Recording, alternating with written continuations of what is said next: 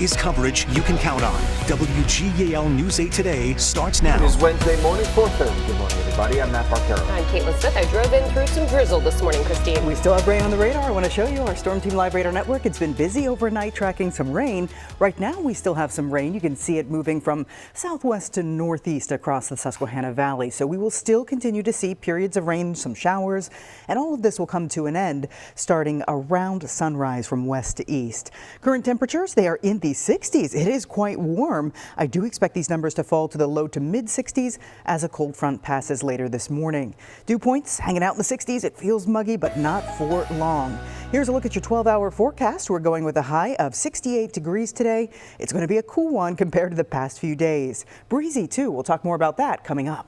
Thanks, Christine. We are expecting to learn more today from Steelton Police in Dauphin County about that deadly shooting and standoff, which police say are connected. News 8's Regina Ahn joining us now with what we know this morning from police. Regina. Yeah, Matt and Caitlin, Steelton police say one man is dead and another is hurt after a shooting, and then say a standoff with officers happened just blocks away. It's still unclear exactly how that shooting and standoff are connected. Police say the shooting happened around 2:30 yesterday afternoon at a business on 4th and Poplar Streets. They say a man was pronounced dead on the scene and another taken to the hospital, but he's expected to be okay, or is expected to be okay. Then police say they were called to a standoff at 2nd and Swatera Street, with Steelton Mayor Sierra Dent telling people to avoid the area around 4 yesterday afternoon. Steelton police are leading this investigation, but say 10 other agencies were called to the shooting yesterday afternoon. Police were on scene until about 5:30 last night, and police say a suspect is still on the loose and is believed to have a gun. Officers did not give us a description of the suspect, but say they intend on releasing more information today. Caitlin? And Regina, we also know that schools in that area were put on lockdown yesterday afternoon, and there's more news about those schools this morning. Right, that's right, Caitlin. So Steelton High Spire School District says they put all their schools in lockdown out of an abundance of caution. Around 5 last night, schools allowed children who walk home to be released after police confirmed it was safe. The district also says they will not be holding in-person classes today, saying the regular schedule will resume tomorrow. Caitlin, back to you. A lot of information there, Regina. Thank you for that.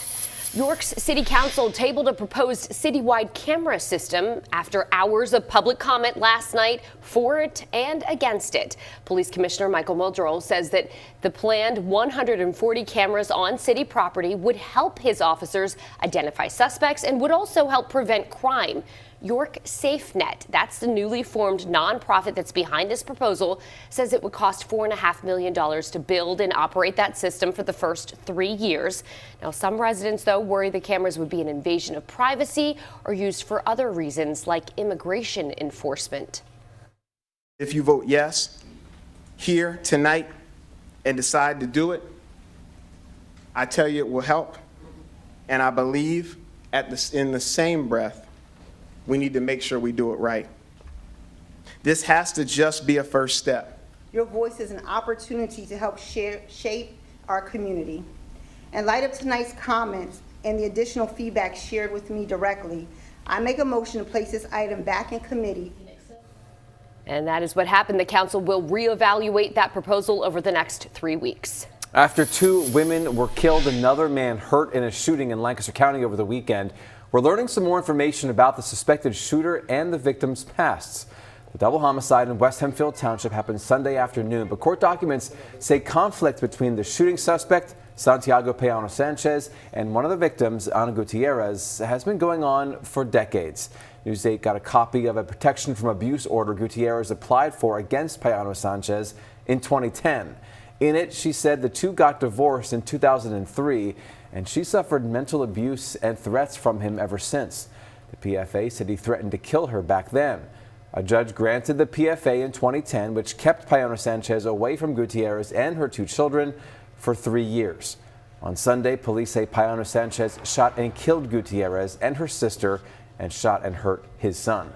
A Lancaster County man at the center of a viral traffic stop involving the Manheim Township Chief of Police, where the chief was seen pulling a gun on him, you'll see that in this video, is now facing new charges in a separate case. So we first told you about this case that you're seeing here in May, when former police chief Dwayne Fisher followed Benny Pena Rivera, who was on that motorcycle, for driving erratically and not having registration. The two stopped in that parking lot, and that's when Fisher pulled out his gun.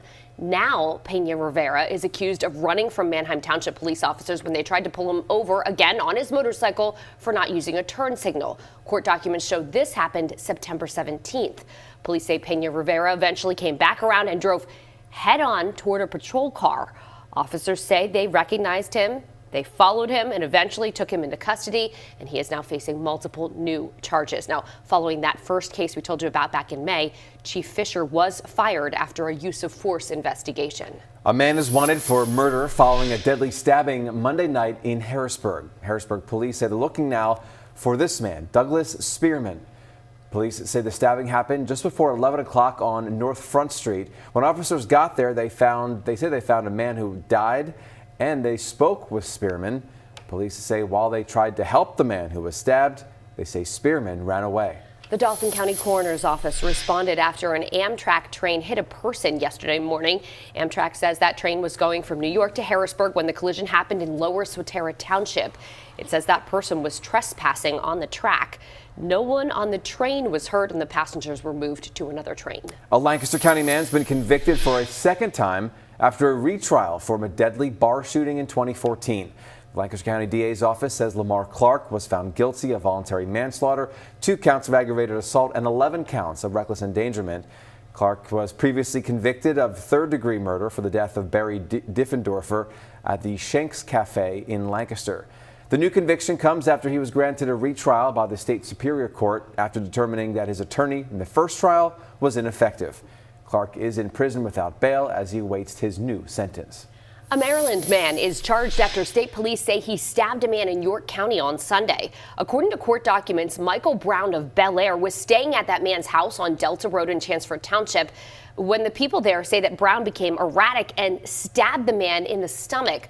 Police say Brown also threatened that man's mother. Investigators say someone tried to stop him by hitting him with a bar stool. Troopers say they eventually arrested Brown in a neighbor's driveway. A 15-year-old Adams County boy charged as an adult after police say he attacked and punched a man. Zamir Brantley from Gettysburg is charged with aggravated assault.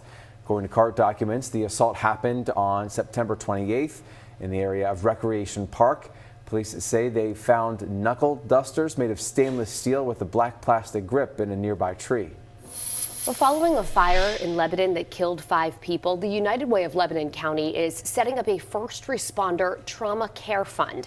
This is to help first responders as they deal with the emotional aftermath of calls like this. The United Way of Lebanon County is putting up $5,000 to launch that fund. An update now on this year's disinterment program at the Carlisle Indian School Cemetery.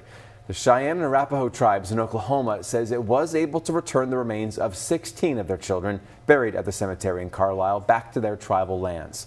News 8 was in Carlisle in the cemetery right before the Army started this year's disinterments early last month. The Cheyenne and Arapaho had requested the remains of 18 of their children. They died while enrolled at the Indian boarding school in the late 1800s and early 1900s. News 8 asked the Office of Army Cemeteries, which oversees this disinterment program, about the 2 children not accounted for in the tribe's latest numbers. We were told because of the government shutdown, the office was limited in what it could release right now. News 8 also reached out to the tribe for clarification. We're waiting to hear back. Since 2017, the Army has returned the remains of more than 50 children to their tribes.